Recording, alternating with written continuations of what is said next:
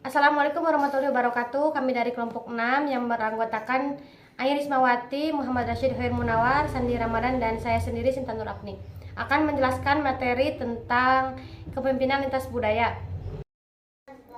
Di sini kami akan menjelaskan tentang kepemimpinan lintas budaya, di mana materi ini akan menjelaskan yang pertama kepemimpinan lintas budaya, yang kedua kendala dalam kepemimpinan lintas budaya, yang ketiga faktor yang mempengaruhi lintas budaya, dan yang keempat global team.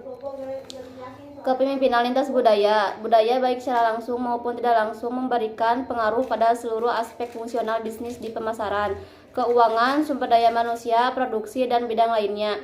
Hal ini dikarenakan budaya merupakan pelaku bisnis itu sendiri.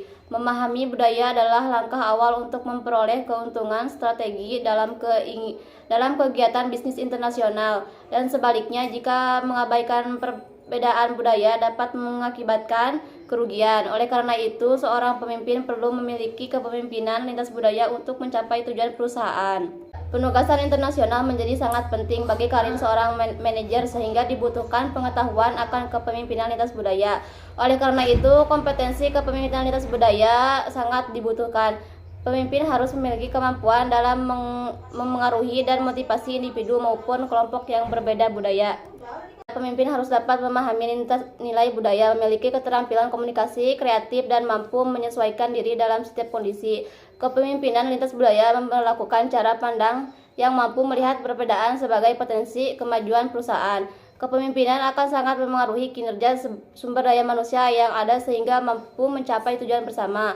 Kepemimpinan merupakan kemampuan individu untuk memengaruhi kelompok lain untuk mencapai tujuan organisasi. Beberapa masalah yang sering muncul dalam kepemimpinan lintas budaya seperti bahasa, sigap, penegakan hukum, dan sebagainya. Selanjutnya, kendala dalam kepemimpinan lintas budaya. Dalam menjalankan kepemimpinan lintas budaya, terdapat beberapa kendala seperti munculnya masalah persepsi, masalah stereotip, dan masalah enterotisme. Hal yang sama juga dijelaskan oleh Milisi bahwa masalah yang dihadapi dalam kepemimpinan lintas budaya adalah perbedaan bahasa, selanjutnya kesalahan nonverbal, yang terakhir prasangka dan stereotip. Shock culture dapat menyebabkan manajer mengalami kebingungan, frustasi, terasinggi, dan kesulitan mendapatkan bantuan. Perusahaan yang menugaskan manajer untuk bekerja di luar negeri perlu memberikan pemahaman kepada manajer di mana terdapat beberapa siklus dari shock culture seperti ini. Yang pertama, inisial Euphoria, adanya perasaan senang karena belajar bekerja di luar negeri. Yang kedua, irritation hostility, mulai mengalami perbedaan budaya. Yang ketiga, adjustment, melakukan berbagai adaptasi terhadap situasi yang terjadi dan budaya setempat. Yang keempat, re-entry, kembali ke negara asal jika mengalami shock culture kembali. Dari perbedaan-perbedaan budaya, maka perusahaan perlu melakukan penyesuaian yang menyeluruh dengan budaya setempat. Perusahaan yang mengubah para manajer untuk melakukan pendekatan baru ketika melakukan penugasan di luar negeri atau memiliki budaya yang berbeda dengan budaya yang akan dituju. Selanjutnya, faktor yang mempengaruhi kepemimpinan lintas budaya. Gaya kepemimpinan lintas budaya yang dilakukan oleh para manajer dipengaruhi oleh nilai-nilai pribadi yang dianut, latar belakang, kemampuan interpersonal, dan kemampuan kepemimpinan lintas budaya. Gaya kepemimpinan lintas budaya dipengaruhi oleh variabel budaya nasional dan variabel situasional. Para manajer juga perlu memiliki cross-cultural competence dan cultural sensitivity. Faktor yang mempengaruhi kepemimpinan lintas budaya. Pada slide ini menjelaskan tentang beberapa syarat bagi manajer yang akan ditempatkan di luar negeri. Yang pertama yaitu ada kemampuan beradaptasi, yang kedua yaitu fleksibel, yang bertujuan untuk mengubah segala sesuai dengan lingkungan setempat. Yang ketiga open minded, yang dimana memiliki sikap yang terbuka. Yang keempat ada memiliki memiliki banyak relasi berbagai kewarganegaraan. Yang terakhir ada yang dinamakan menguasai berbagai bahasa internasional. Dan slide berikutnya ada yang dinamakan kompetisi yang dibutuhkan oleh manajer yang akan ditempatkan di luar negeri. Yang pertama, manajer memerlukan adanya keterbukaan untuk mengenal berbagai perbedaan budaya dengan adanya pengenalan bahwa budaya kita berbeda dengan negara yang dituju. Yang kedua, memberikan kemudahan bagi manajer untuk mengembangkan kehati-hatian dan kemudahan mengenal kunci perbedaan diri sendiri dengan orang lain. Yang ketiga, ada memberikan pengetahuan budaya yang digunakan untuk beradaptasi sehingga mampu memaksimalkan keefektifan budaya yang ada. Yang keempat, memiliki kemampuan untuk menyesuaikan gaya kepemimpinan dengan lingkungan yang dituju.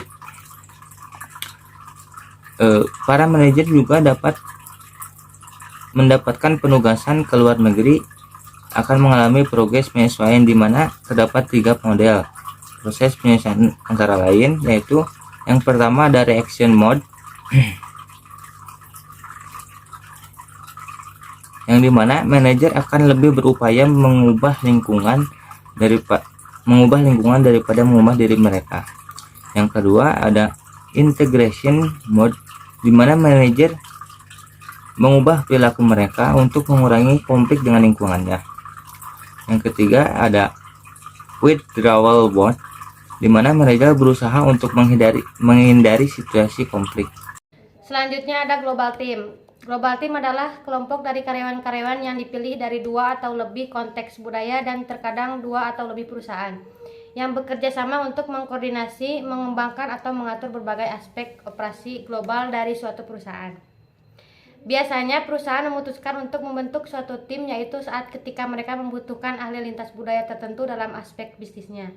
Contohnya saat mengembangkan strategi marketing untuk produk baru pada wilayah geografis tertentu.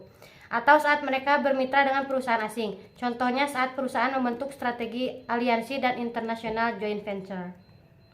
Selanjutnya ada fungsi tim. Global team berfungsi sebagai kreativitas dan pemecah masalah. Lalu untuk kepaduan grup, mengerti pasar luar negeri, pemasaran internasional, keefektifan pengambilan keputusan, waktu untuk implementasi, kebiasaan kerja dan mengatur karyawan. Lalu ada keunggulan dan kelemahan global team. Keunggulan pertama yaitu lebih kreatif dalam mengembangkan ide dan solusi suatu perusahaan. Lalu ada kelemahan yaitu lebih sulit untuk mengembangkan sesama anggota grup agar lebih akrab dan dekat. Keunggulan selanjutnya yaitu meningkatkan pasar global. Global team juga biasanya lebih efektif dalam bekerja dengan customer internasional, tetapi lebih lama untuk mengambil keputusan atau mencapai konsensus, tapi hasil dari keputusannya sering lebih komprehensif, realistis, dan dapat diterima oleh semua orang. Keunggulan selanjutnya itu rencana aksi akan lebih lama untuk diimplementasikan. Selanjutnya perbedaan kebiasaan cara bekerja dapat merujuk pada konflik dan kesalahpahaman. Keunggulan yang terakhir yaitu lebih baik dalam pemahaman karyawan multikultural. Tantangan khusus ketika bekerja dengan virtual global team. Yang pertama ada kurangnya pengetahuan bersama. Ketika anggota tim tersebar melintasi jarak, mereka biasanya bekerja dalam konteks berbeda, hidup di zona waktu yang berbeda dan akses terhadap informasi yang berbeda. Global team menjadi kekurangan pengetahuan timbal balik bersama yang dapat menimbulkan gangguan pada alur informasi. Lalu ada kurangnya informasi kontekstual. Ketika berkomunikasi melintasi jarak, orang-orang cenderung untuk mengabaikan konteks atau informasi kontekstual dari pesan dan diskusi mereka, dan dengan keliru mengasumsikan persamaan di setiap budaya. Lalu ada terlalu bergantung pada teknologi. Teknologi membawa keuntungan dan kerugian pada virtual teams.